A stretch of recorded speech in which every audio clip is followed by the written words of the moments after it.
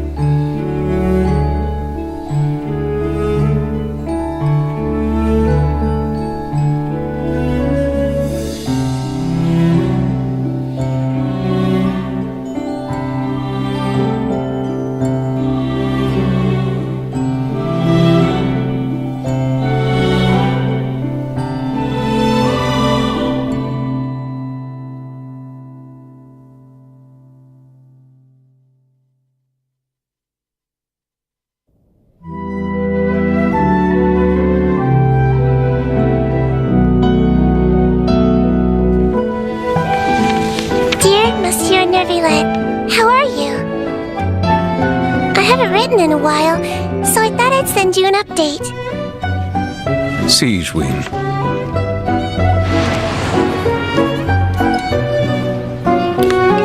The Duke tells me that you're always asking after me. Please, don't worry. Everyone at the Fortress of Meripede is really nice to me. Walsey, we've had it with you! What even is this? It's completely inedible! Suck it up and eat it! The food here is delicious, and the people are super friendly. The other Melusines come by to visit me sometimes. They're always full of praise for the fortress, and they get along great with everyone here. Sneaky sticker for you? This one's really cute. Let's give it to a cute person. You once said we have to discover the meaning of life for ourselves. I think you're completely right. Life at the fortress is often pretty uneventful, so my infirmary is empty a lot of the time. He's down! He's down! Ha! Too easy. But everyone trusts me, which is really great. I really like being a head nurse. Anyway, the Duke and I are planning on taking a trip out, so we'll definitely see you soon.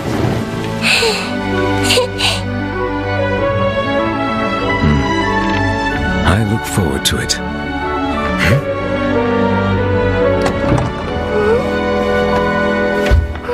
Hope you're not too busy. We're here.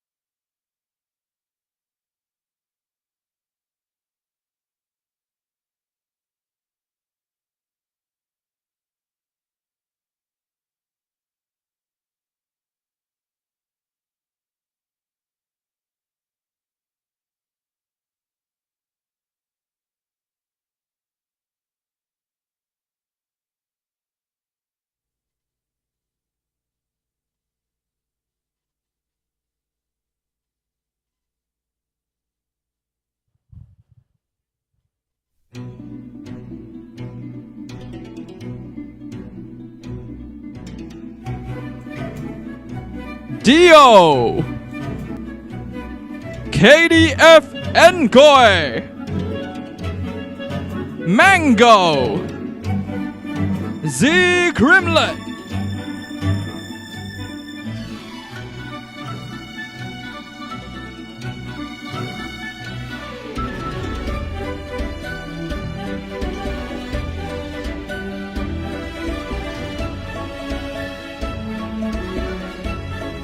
CJ Arms, Chikua, Inzaghi, Minty,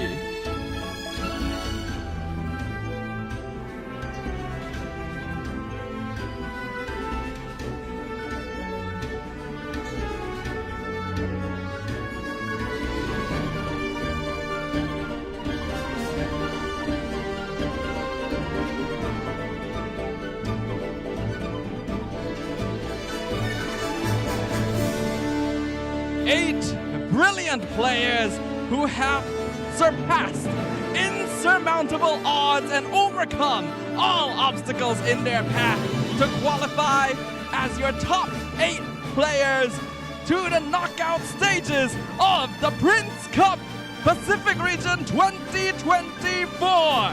Travelers, ladies and gentlemen, welcome to our broadcast today. Thank you for taking time to choose to watch the Prince Cup today, because this is going to be a tournament that you do not want to miss, an experience that you do not want to forget. We have many veteran players of Genshin TCG, as well as many new faces who have managed to overcome their seniors to make it to this stage. For some of these faces, it is their first time at a live event, and we've got an amazing setup here for all of you guys, and even more exciting Genius Invocation TCG duels to witness. So without further ado, I think we're all excited to get started. Let's go ahead and pass it over to our wonderful casters. Guys, take it away. And thank you so much, Staffa. Welcome, travelers, to the Astro Carnival Pacific Prince Cup Tournament. I am one of your commentators today, Leah, also known as Windflower Leah, and with me is... Hello everyone, I am Sumi, your favorite player turned caster, and I am so excited for another round of Genius Invocation TCG. I'm so excited to be here with you. I mean, we just got off casting for the Atlantic Prince Cup Tournament, and now we're all the way over here in Sanya, Hainan.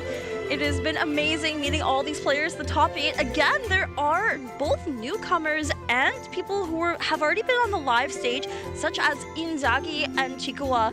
So many interesting players here. It is a battle of new and old once again, although I think we have more new players in the Prince Cup Pacific compared to Atlantic. Do. Actually, particularly in the upper bracket, we have very many new players here, but the lower bracket is very stacked. It's going to be sad to see some of these players going home, but that's the name of the game. We're here to pick a champion. This is a competition to name the crowning... Oh, hold on, I need to come up with something, hold on. A competition to crown one of our players as the king of invocation here in the Pacific region. But here we go. Indeed, here is our knockout stage bracket. So if you're unfamiliar, if you weren't watching the top 32 of the online group stage, we are going to be going into Z Crimlight versus Mango for the upper bracket round 1, followed by KDF Nkoi versus Dio, and then the losers of those games will drop down into the lower bracket round 2 versus the winner of Minty Inzaghi and Chikuwa versus CGR ZZZ. Of course, the winners will be continuing on to the upper bracket final with 2 lives. This is a double elimination tournament, so basically those people in the upper bracket have 2 lives to go. Yeah, I mean, they went through the entirety of the group stage for the Pacific region without falling into the lower bracket, and they are rewarded for that by having an extra life here where it matters most. Of course, the people in the lower bracket are by no means at a disadvantage in terms of their skill. They still made it here, and we have seen players do miracle runs down in lower bracket, especially Kevin Z in Prince Cup Atlantic. Knocked down early on, it's as if he never had that second chance and still managed to triumph. You know, the players I've already spoken with here at the Pacific Prince Cup Tournament have spoken very highly of Kevin Z. Of course, they've been watching the Atlantic Prince Cup Tournament themselves, trying to figure out what is going to be like the staple meta going into this live event, because they did have some more time to prepare in comparison. This is happening a week later, but here is our schedule. We are going to be kicking things off at around 1 p.m. GMT plus 8, Z Crimlet versus Mango in that upper bracket round 1. Following that, though, will be KDF Nkoi versus Dio, both newer to the region, but still formidable players in their own right. And then Minty will be taking on the Southeast Asia, Hong Kong, Macau, Taiwan Prince Cup champion Inzaghi in the first of our lower bracket matches. And then finally, we'll be ending off the day with Chikuwa, our Japan Prince Cup tournament champion, versus CJR ZZZ, another veteran player. Lots of big names, and it's only day 1. Of course, we are unfortunately going to see some of these players dropping from the tournament as well. But day 1, though, these should be all upper bracket matches. There'll still be plenty of opportunities. Plenty of opportunities indeed, and I do note that there is one change from the Atlantic Prince Cup tournament if you all were watching last weekend. So basically, the players were locked in to the grand finals with the same decks that they submitted. Each of these sets is a best of 5. I believe that's still the same here in the Pacific Prince Cup tournament. However, the main difference here is that I do believe they're going to be able to change their decks between matches. So they aren't locked into whatever they submitted yesterday. That's going to be really big for these players, because if you see a deck fall short of your expectations, you cut it out of your lineup and you don't have to deal with it for the rest of the tournament. Or perhaps if you see that a deck that's new and perhaps you didn't think too much of managed to upset one of your opponents, hey, bring that, snipe that matchup, and make that deck your own. In the case of the Atlantic Prince Cup tournament, I think Runatopia ran into some issues there where she was stuck in that same lineup, and then basically Jibu's lineup just triumphed hers. But in this case, I have actually spoken with some of the players for the Pacific Prince Cup tournament, and they've mentioned countering their opponents. I think there's going to be a lot of research on this side.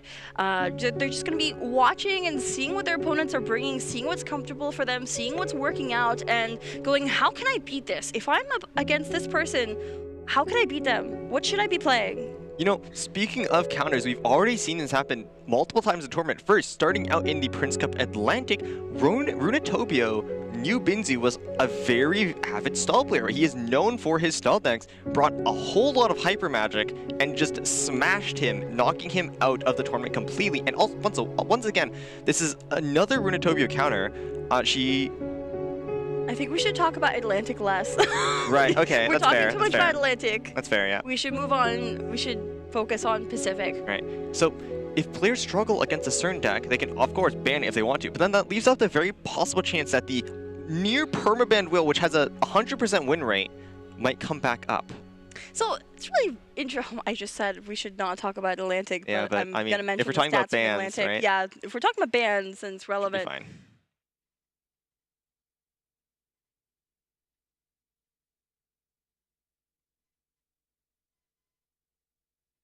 Finish asking.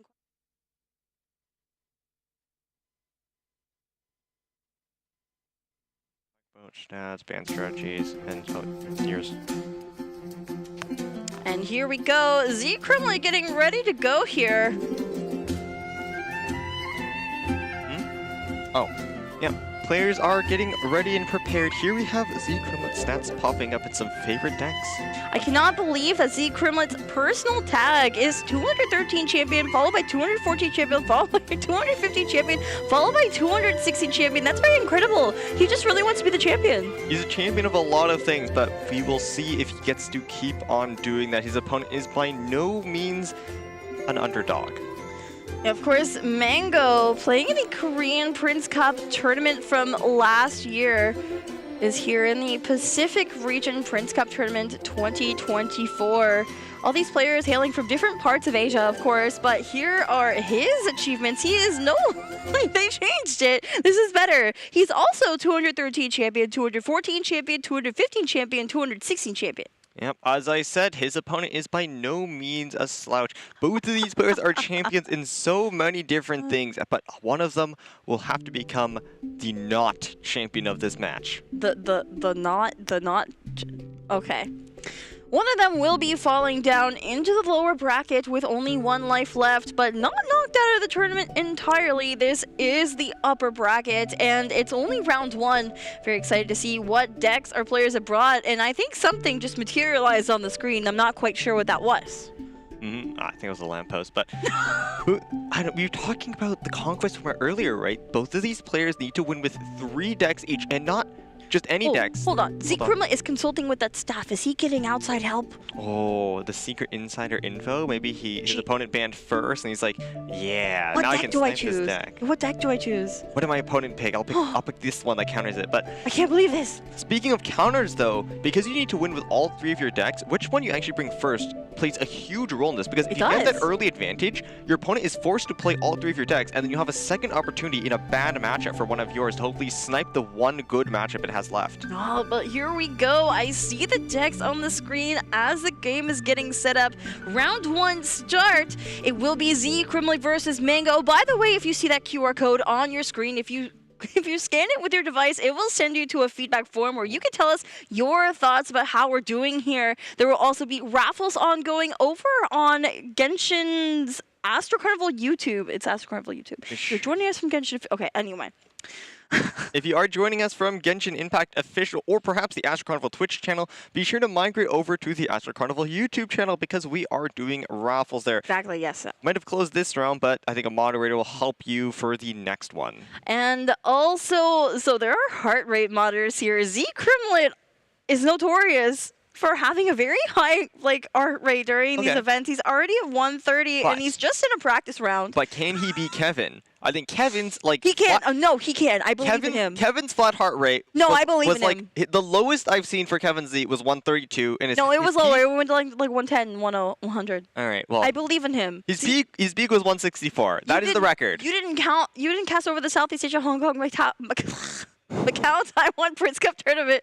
Z Crimlet's heart rate could definitely skyrocket here. Okay, but 164, that is almost 3 times your resting heart rate. Come on. Oh, I hear the game now. Okay, that's good. I can't believe this is Magu Kenki versus... Wait, why is Farzan being played with Mirror Maiden? That's crazy. I think Z Crimlet was told to just pick a deck, I don't care which one, and decided to throw together something rather unforeseen. I wonder if Z Crimlet will actually be bringing this tomorrow. Yeah, there's no way. It's so copium. It's so copium. Oh, looks like Minty got unlucky. No Ting mid-roll for him. No double Anno res, so he cannot apply that instant Electro. I mean, not like he could have anyways. Don't say that. Don't say that. Z-Crim is going first, so could have just avoid that reaction. Oh, here's the Leave It To Me going over from Mirror Maiden to who? Farzan? Are we going to tune everything, go for Development 5 cost? Oh, Countdown! Wait, why did we play Fast Swap into Countdown? Oh, because we were going to overdraw. We had 6 cards. Oh, that's smart. That's smart. Oh, look, Lament! Wait, he can play Lament and get rid of Mango Summons right now. And also... Let's go! Let's go! Lament! Lament!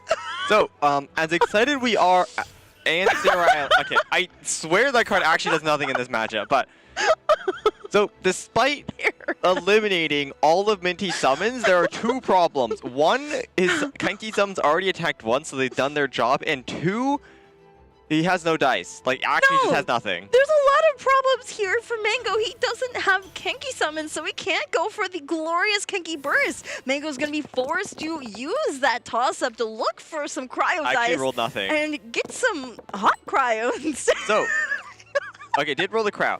Well, I think hot cryo. No, there's no way you actually go for a Kenki skill scope burst here. You want to swap into Sara. He's looking for Electro. That's what he was looking at, to imply that Electro aura. And then he goes over to Farzan in order to get a skill off there. Wait, what is going on? Wait, look at the smile in Mango's player cam. He knows he's doing something funny. Look, he needed the perfect dice to go for those Kenki summons and then pass. That's what that was, surely. Actually, I don't know what that was. Yeah, no, me no understand. Oh, there's a fresh wind of freedom.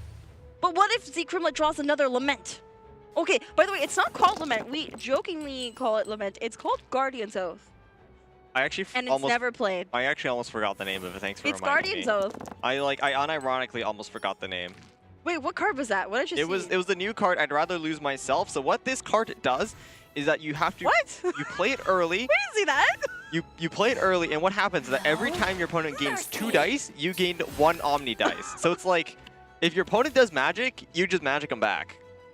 That's magical.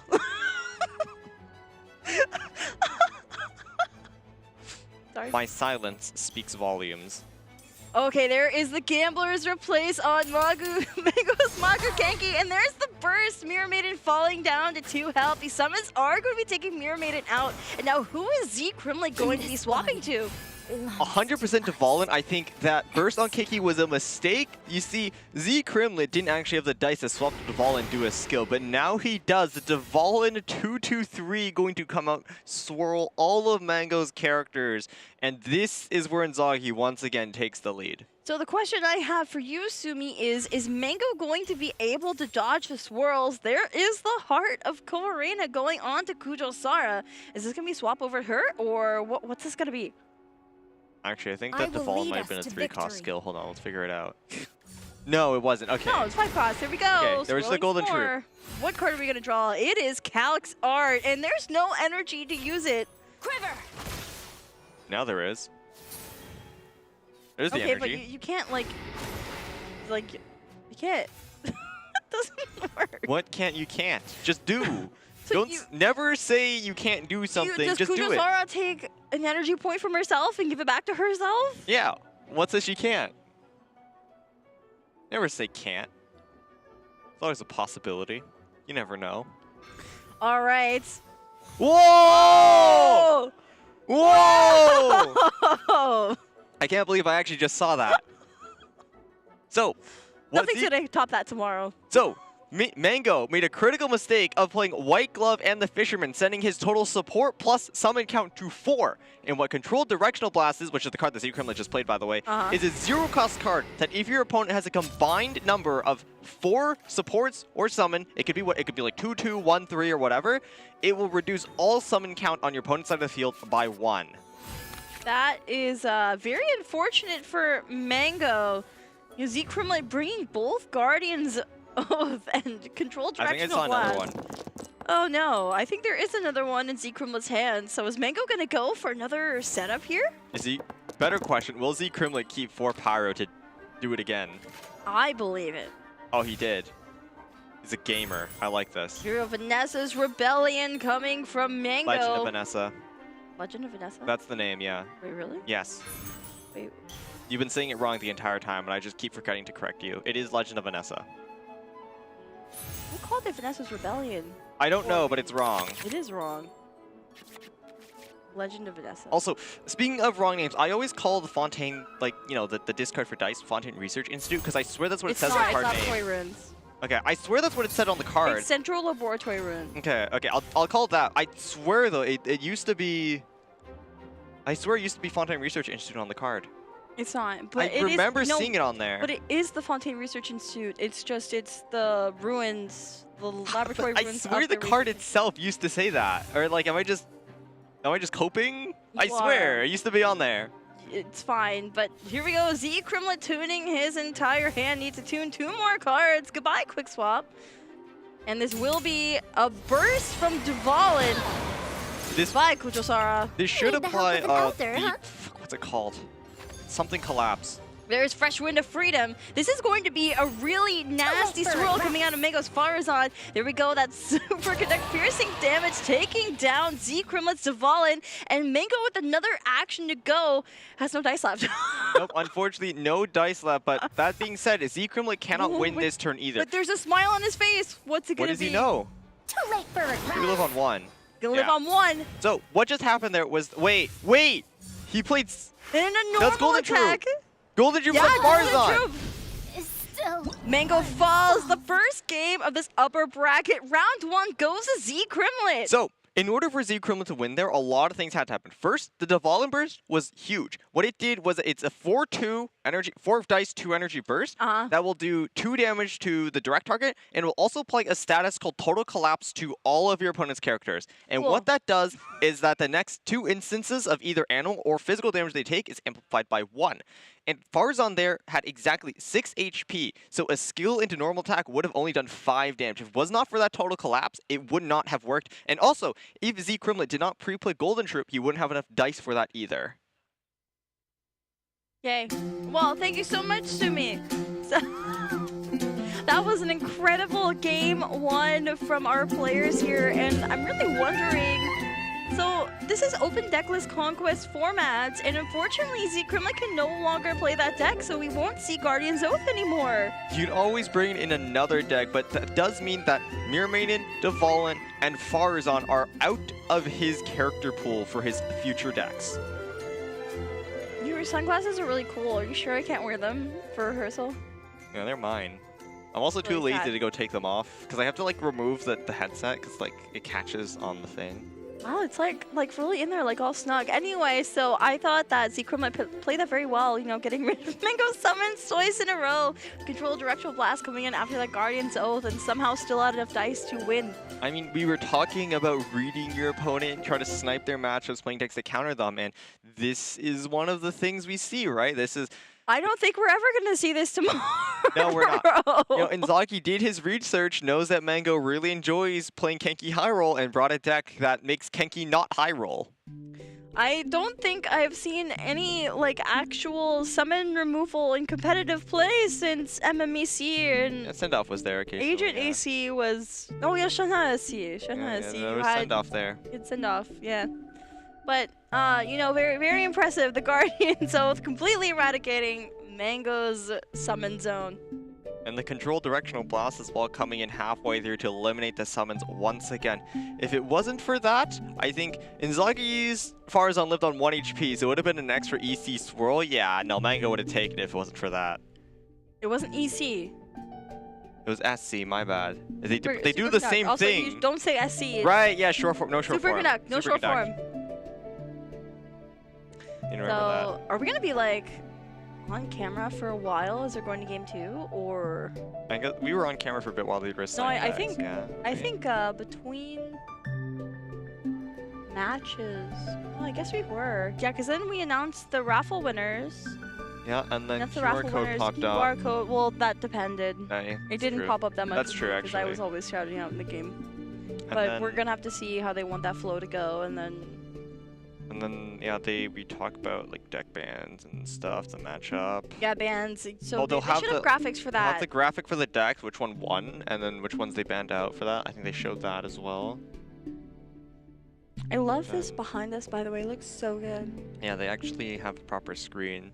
Instead of like, it was a little bit scuffed in we play because you had in the corner, you can see someone's face pop out. That was kind of funny though. It was like, you know, like the players were like right there next to us, but I mean now they're here.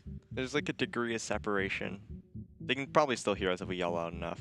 Speaking of yell, I actually need to go drink some more water because when I yelled in surprise of lament, my throat kind of dried out. I keep taking my headphones off because I want to hear like if we're ever heard out here. I don't think so, but And they have noise cancellation, we have noise cancellation. We're also rather far away, and I think there's sound dampening.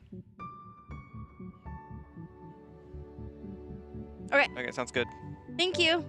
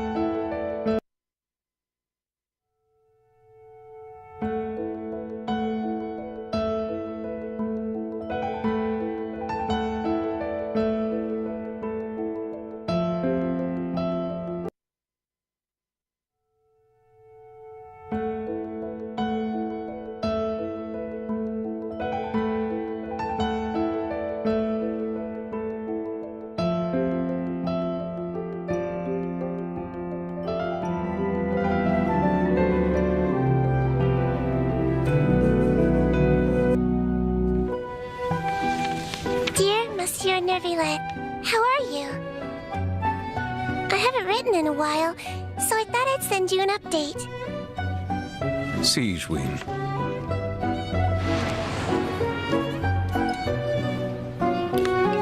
The Duke tells me that you're always asking after me. Please, don't worry. Everyone at the Fortress of Meripede is really nice to me. Wolsey, we've had...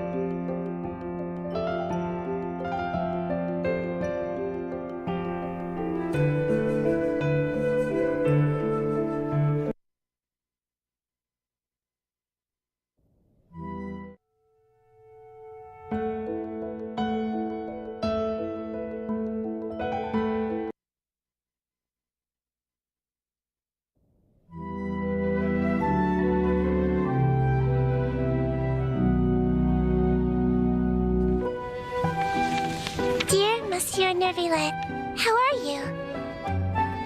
I haven't written in a while, so I thought I'd send you an update.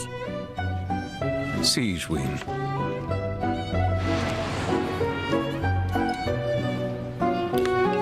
The Duke tells me that you're always asking after me. Please, don't worry. Everyone at the Fortress of Meripede is really nice to me. Walsey, we've had it with you. What even is this? It's completely inedible. Suck it up and eat it.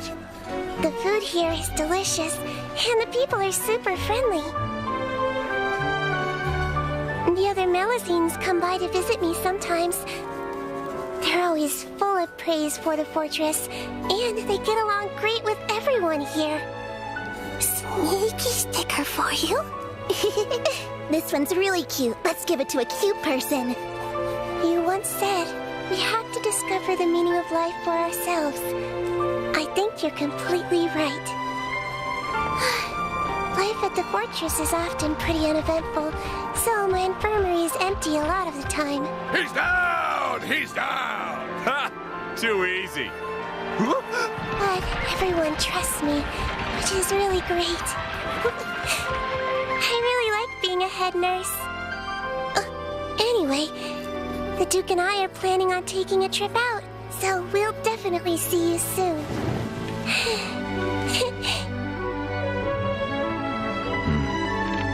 I look forward to it.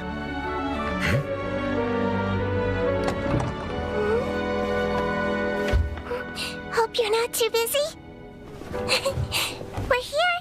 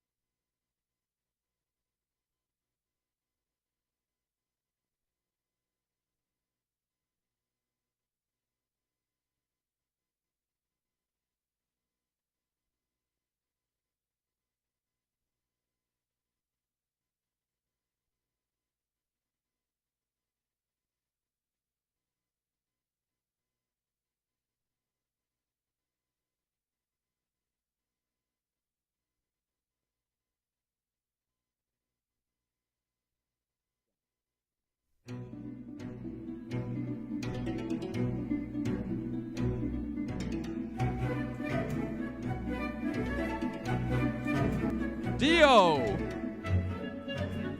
KDF Enkoi, Mango, Z Grimlet,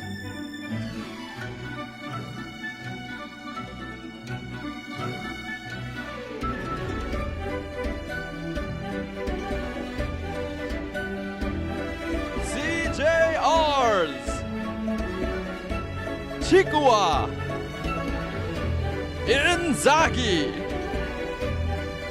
Minty,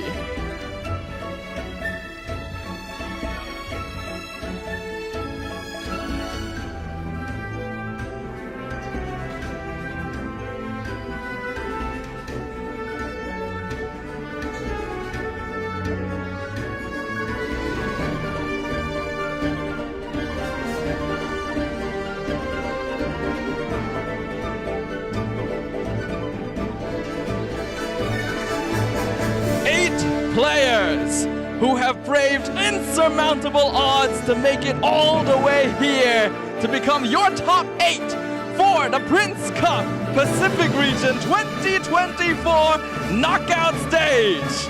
An exciting tournament full of Genius Invocation TCG action is right before us, and I am super excited to see how these old and new faces alike will perform once they are faced off upon that dueling table.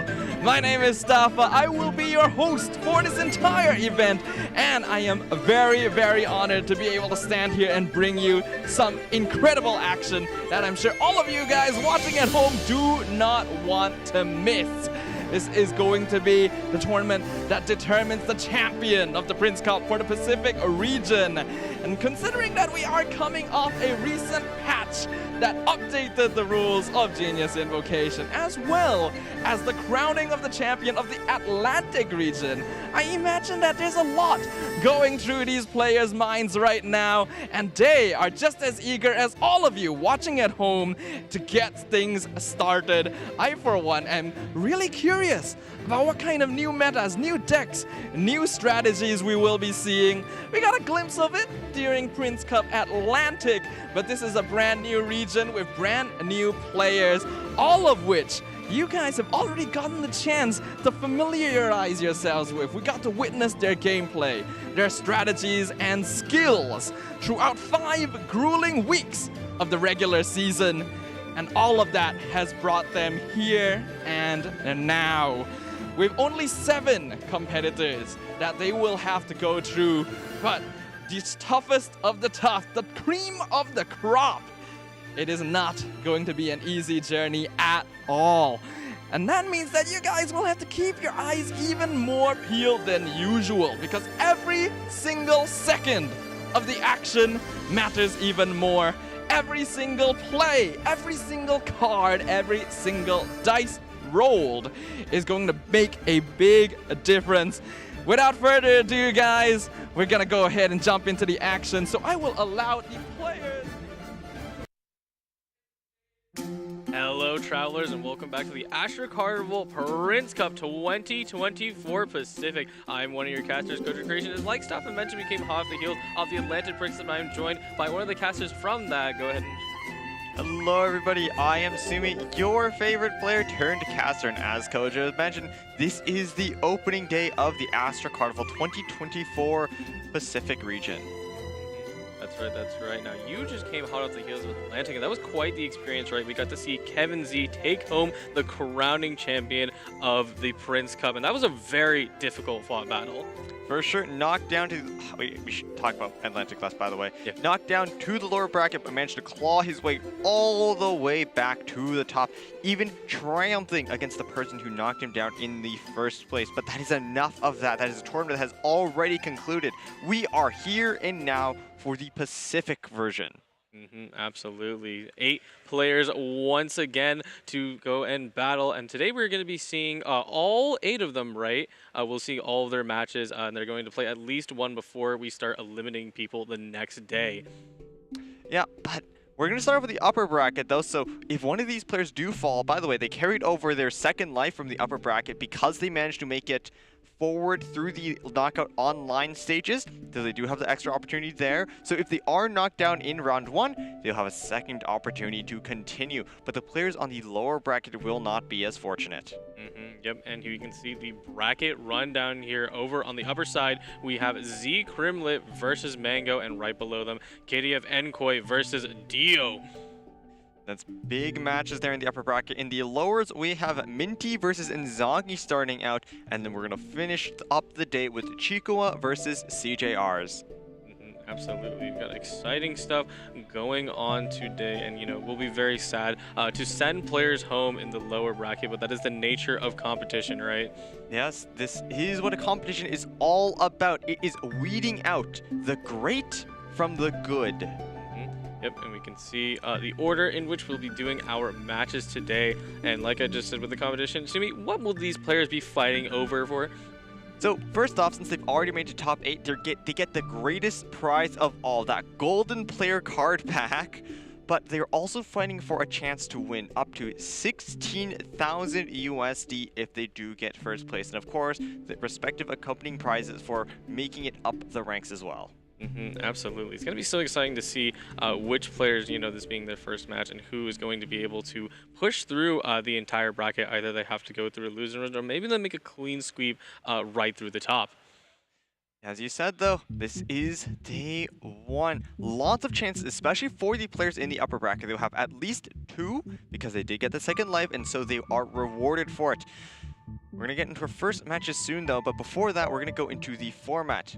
I'll let you explain that one, Kojo. Sure thing. So, in like the online version, we are doing a best of 5 with 1 deck ban. So the players not only have to construct 5 decks, but they also will be able to eliminate 1 from their opponent's side, and that'll be really interesting to see, what not only players build in this new patch, but also what they're scared of when they do their bans.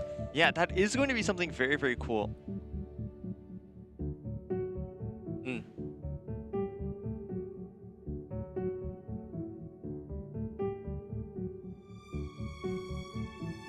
Okay.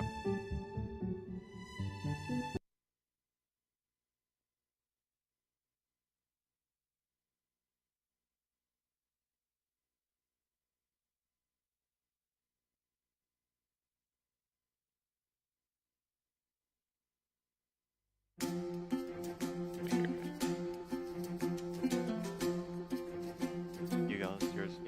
All right, so the players are lining up right now. We can see Z Crimlet setting up on the stage. They're just getting ready, have their bands set in, and on the other side, yep, here we go, Z Crimlet. And look at those commonly used decks. We see not only Leeway Armory, but also a few figments of not only the Herald Claymore, but also a stall deck, quite surprisingly. But this is Z Crimlet, our 21... Wait, I can't remember the exact numbers. Our champion in 4 different big numbers there. So a very flexible player, knows how to play a lot of different decks, both meta and off meta. But their opponent in Mango is by no means an easy opponent either.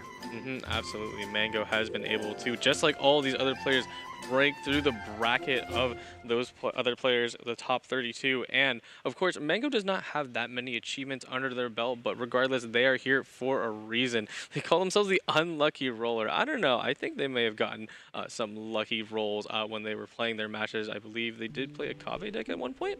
That was 8, their opponent. 8. Was knocked down by Mango, so no. And unfortunately, after the Kave changes, I do not believe we'll be seeing any of him today. But even so, I'm sure both of these players have brought exciting decks to match their achievements.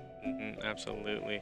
And we can see once again the players are just getting ready, setting up their decks, setting up their band. So, we will see their decks in a moment. But, I do wonder, because we could talk a little about, it's only been about 3 weeks into the patch. What do you expect to see this time around?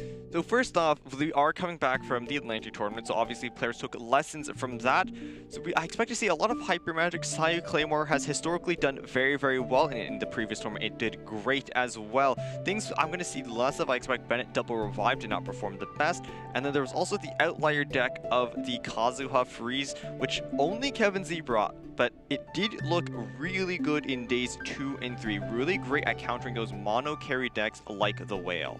Yeah, absolutely. Being able to guarantee freeze onto your opponent, that's why we call it the freeze lockout, helps a lot, because those hyper carry strategies, you can't do anything if you're frozen. You could get new to this patch, right, Tada, but of course that means you need to draw it in the first place. And there's also a hitting cost as well, but yes, you need to draw. That is like the kind of component that is always a little bit wishy-washy depending how much draw your deck has. You might not always get into that card in your hand. And the other thing about this card is it also does 1 physical damage to yourself, not piercing, physical. So when you do break that freeze, you also shatter yourself, which, yes, of course, removes the freeze, but you also take a healthy chunk of 3 damage as well. Yeah, and 3 damage is nothing to scoff at. That is pretty comparable to the average elemental skill.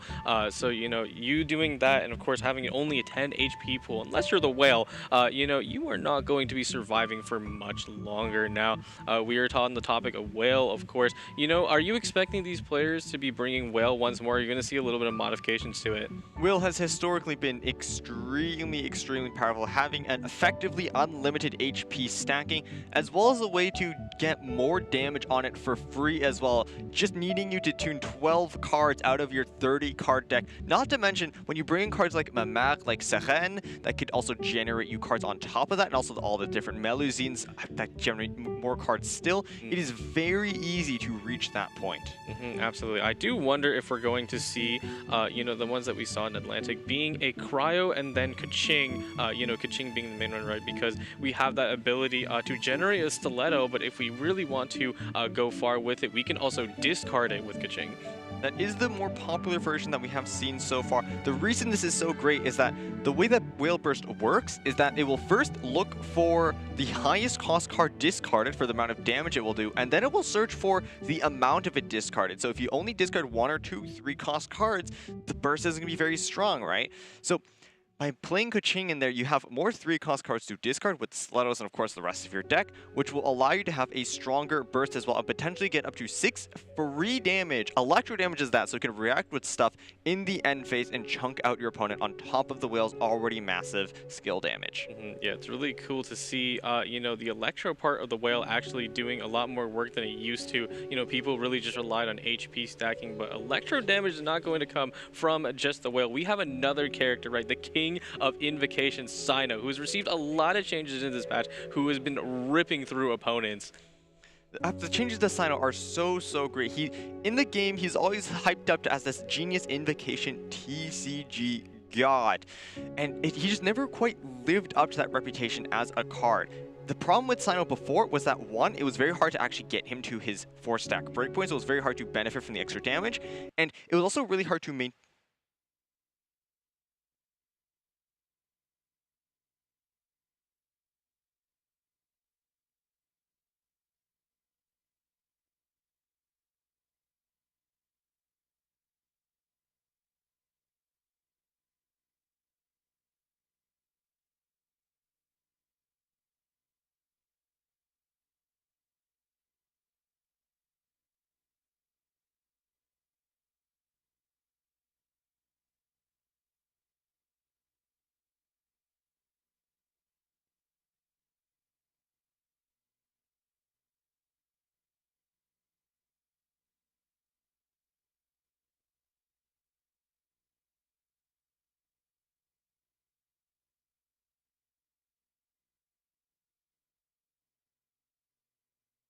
That's your cue. All right, we have our first matchup here, Z Crimlet and Mango, like we mentioned earlier, and we can see the deck list they have available to them. Looks like we're going to be seeing Albedo, Herald, and a Baiju on their side. And on the other side of Mango, we're going to see Fischl, Ito, and Kaya. Both very different decks. Looks like Z Crimlet is going for a summon-oriented strategy. It's been a while since we've seen it, while Mango is going for kind of a hybrid. You have Fischl to apply some aura, and then both Ito and Kaya are great stall characters in their own right, of course, once you get them set up. So this will always be about whether Mango can survive that bell curve of stall, as I like to call it, withstand the early aggression from Z Crimlet, and then bring it back from there. Yep, and we can see a little bit of insight into Z Crimlet's deck. Looks like they might be going for a little bit of a Baiju angle, because I can see that Catalyst, that Tulia's Remembrance, which will increase your charge attack damage as long as you have even dice. Rather curious choice to put that Catalyst in there, as Baiju does not do a lot of direct damage, as of course, first off, he is a Catalyst character. That means his normal attacks do 1 less damage in comparison to someone else. And number 2, his elemental skill doesn't really buff that, and also only does 1 damage base, and his burst doesn't contribute to his damage too much either. So rather curious case to have that over there, although of course the dice reduction from that could potentially let Baiju charge his burst up faster. I think the star of the show here will be the Abyss Herald. What Z Crimlet would like to do is first tank some early damage on it as he buys time to equip his Baiju, and then you come in later with those buffed Hydro-infused skills to do 5 damage skills, and hopefully with some summon reactions, chip down Mango. Absolutely, and we can see some pre-match data here for Z Krimlet. Wow, despite the patches changing over time, the average number of effective dice in the first round is still sitting pretty nicely at 15. You know, especially, you know, I don't really think too many people are ramping super hard. Of course, there is still, you know, the countdown to the show. We still do use that, but not as common anymore. No, no, actually, I think Countdown is just as common as ever. It's so good in your opening hand. Yes, it is rather expensive at 3 dice, but if you draw that early, your opponent really doesn't have a lot of time to threaten you anyways, and they also want to set up their own cards as well. So turn 1 Countdown to the Show is so good because, 1, it fills up your hand, your opponent can't threaten you, and it also will draw you into your own setup cards, which lets you set up for those big hyper magic turns, which have been so synonymous with our current meta. Absolutely, and we can see on the side Mango, and I can see already the most infamous Claymore that we've known and learned to fear. It is the Wolf's Gravestone. Wolf's Gravestone, a card that's been here since the launch of the game all the way back in 3.3. It's a 3-cost card that makes your Greatsword characters do +1 damage on everything that actually does damage. If it does do damage, it actually doesn't matter. It doesn't incorporate it. And also, if your opponent is below 6 HP, will get an additional 2 damage buff for a total of +3 damage overall, assuming the opponent's character is under that 6 HP breakpoint. And we've seen characters equipped with this weapon do complete havoc against their opponent. Absolutely, yeah. It'll be quite concerning, especially against, you know, characters like Herald, right? Because they start at 6 base HP, so you can actually threaten characters like that and take them out immediately if you so desire. Of course, you need to have the stars align a little bit in that case, but here we go. Pre-match data for Mango. Once again, 15 effective dice in the first 3 rounds, so they're definitely matching up with Z Krimlet in that regard. Average rounds is 4, that is a little bit on the higher end. Typically, if you are playing Hyper Magic, the games do end around round 3, although 1 extra round typically is potentially if both players don't quite get their setup, so it is fine in that regard, especially because Mango, it looks like, favors a few slower decks, and strongest single strike is 7. Doesn't look like he's really playing aggressive decks with Adeptus Burst to do high amounts of burst damage, so that kind of tracks as well. Yeah, absolutely. We'll see if this match data ends up swinging around with that Wolf's Gravestone, eh? Wolf's Gravestone could absolutely make Ito do a lot of damage, but more than 7 he'd need to combine with the Heavy Strike, which I do not believe is in his deck right now. Yeah, no, Heavy Strike is a fun card, but we will not be seeing that today. But this is, you know, our 2 players, and we're going to be getting started to their first match right now. Here we go. Ooh, very interesting decks. I believe we have the Kenki Faruzan Sara, and then the Dvalin Faruzan. So both of them making good use of Faruzan, the Animo boosting. So Kenki Superconduct is such a strong early game deck. Kenki has always been known, has always been synonymous for different deck, whatever. Mango is bringing in Pyro Coaching. This deck was first popularized very early on, like 3.5 was when it first appeared. It's great because, 1, it like Bennett Burst buffs all of these characters, and as long as you apply Pyro, you can have Coaching come in with Stiletto and bump them off with Overload and also do massive damage at the same time. Absolutely. We can definitely relate it, you know, to what players are trying to do with Bennett Double Revive, which simply is usually just going to be the Hydro Abyss Herald and the Electro Cube. But, you know, Bennett being able to boost your damage and also, you know, give you that +2 healing helps out a lot with survivability. And since, you know, players are using those revives instead to make sure, because one of the flaws for Kaching, right, is that she only has 10 HP, and if you don't run any healing, you are going to be relying fully on Bennett, and once it's gone, it's game over. Let's So I finish think this quickly. Mango is already making a bit of a misplay early on. Typically, when you do play the Bennett deck, you want to rush his burst as soon as possible, because if you do not, the rest of your deck isn't that much of a threat. Overload is a strong reaction, yes, but typically Bennett teams have very little or elemental application in general, so you are reliant on the burst to make up the difference, especially with talent. Absolutely. Looks like they're trying to launch Stiletto early, a common strategy that players started to use at some point because they were being threatened otherwise by other moves. But as really interesting as CS into the Klee, looks like we're going for one of those discounted normal attacks. Right, I mean, Klee is now at 2 energy. Unfortunately, Bennett Burst is not charged at all, which I do think is still a mistake, but Z Krimlet is getting pressured early. Absolutely. You know, looking on the side of Z Krimlet, yeah, that's right there. D-Luke is looking worse for wear, but they actually have the starter deck, you know, which is quite bold to bring into this matchup, no, but I think all the characters individually function pretty well, especially Sucrose. They all have parts of the kit that are quite strong, and especially the melt reaction will help up Z Crimlet make up the difference. And Sucrose, as long as she can get a swirl, will also apply lots of aura for a Z Crimlet to work with as well. Ooh, it looks like we're going to be using the Calx Arts. Looks like Kaya's going for that burst. Needs one more energy. There we go. Now, Kaya's burst, though, as much as it's fun, it does cost 4 dice. So Z Crimlet will have to tune out everything if they want to launch it. Looks like, unfortunately for CJRs, I really does want to go to coaching, overload that Kaya off, make it so he doesn't have enough dice to do his burst, which, as you mentioned, Kojo, is very, very strong, especially when you consider that both of Chico's characters can instantly react with it as well. Sucrose can get a very nice melt swirl, and D-Luke can, of course, do massive damage with a melt of his own. Yeah, absolutely. You know, D-Luke, as much as he's not commonly played, can always bring down the Hammer Slammer. He does so much damage, and especially with his skill, you cast it multiple times, and then Dawn is just the highest skill damage in the game, so. Base 8 damage, but it is pricey. 3 energy, 4 dice. I don't think there's a burst in the game that is nearly as expensive as that.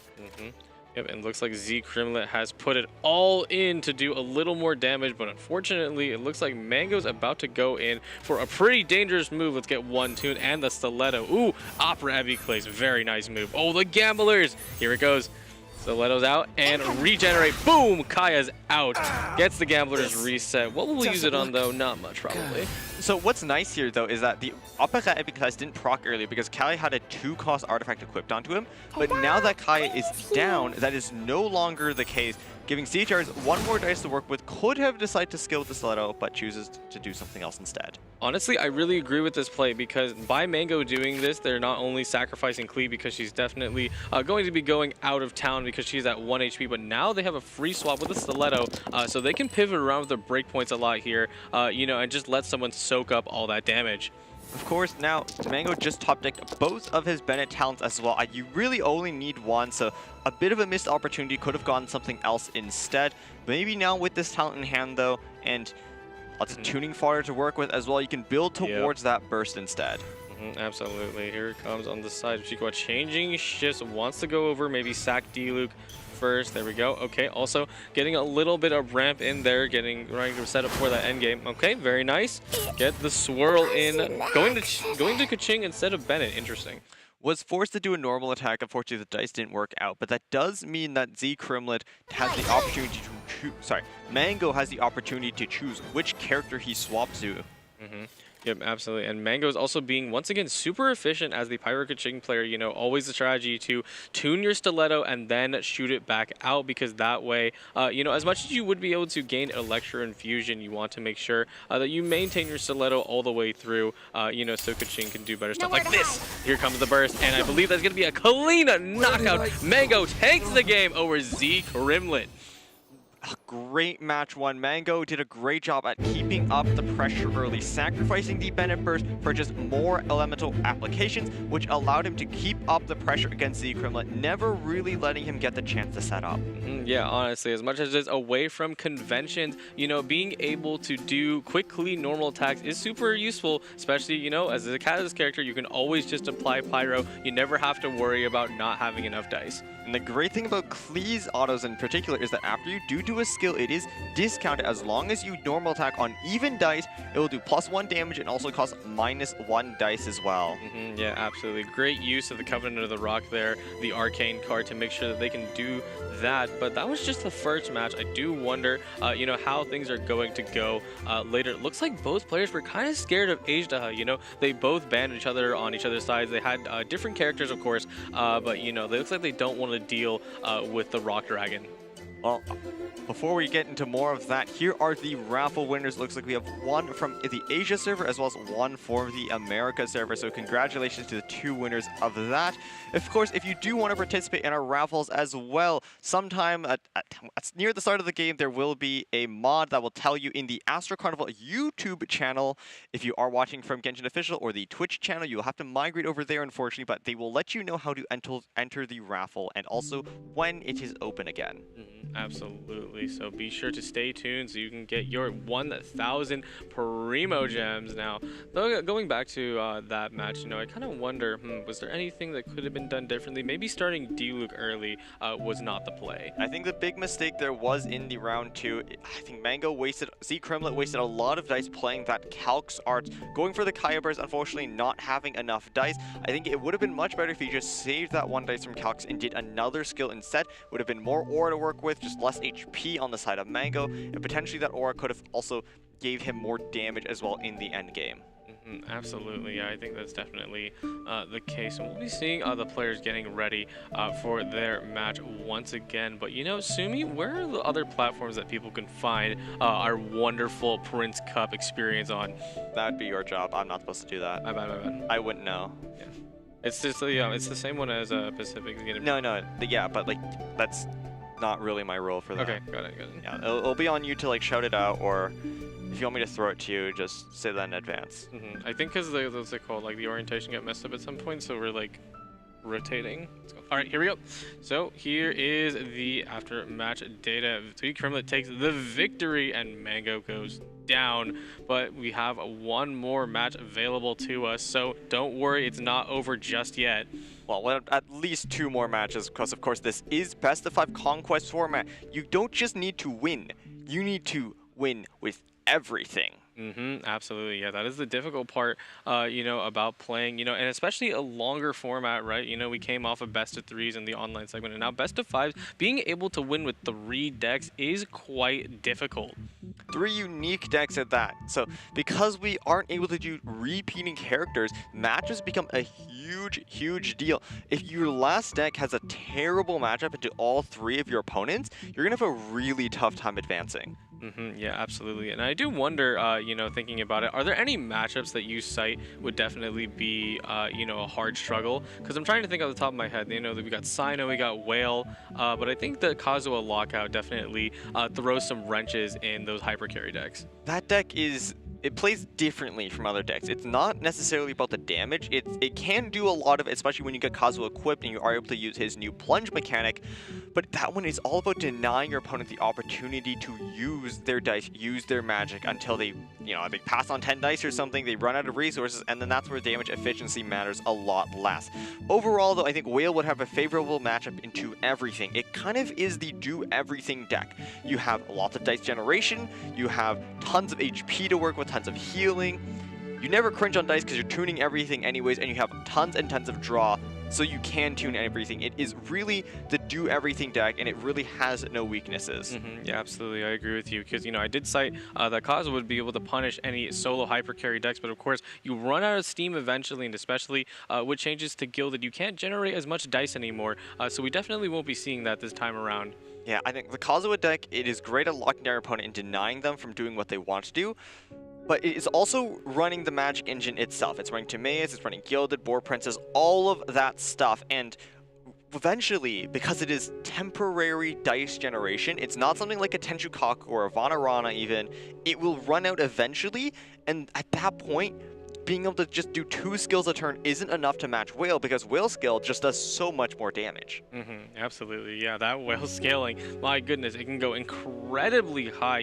While we're waiting for the next match to start, we can do a little bit of Whale math review for the viewers at home. So Whale, of course, always starts at 5 stacks, but then you can continue to do that. 5 HP, 0 stacks. 5 HP, okay. 5 HP and 0 stacks, and of course, to increase it, you need to either discard or tune out cards. And when you have 3 of the same, you can increase your max HP by more than just by tuning out cards at random.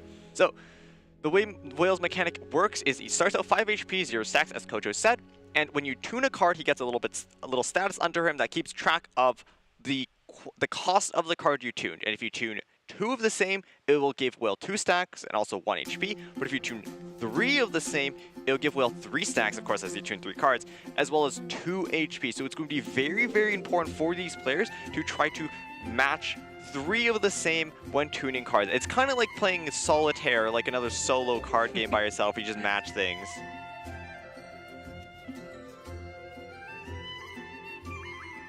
Yeah, that's on you. Got it. All right, travelers. That was an exciting match between Z Crimlet and Mango, but don't go away. We have plenty more Genius Invocation, TCG action, and raffles for all of you to win 1,000 Primo Gems once again. But we're going to be taking a short 15-minute break, and we'll be right back for more. We'll see you in just a bit.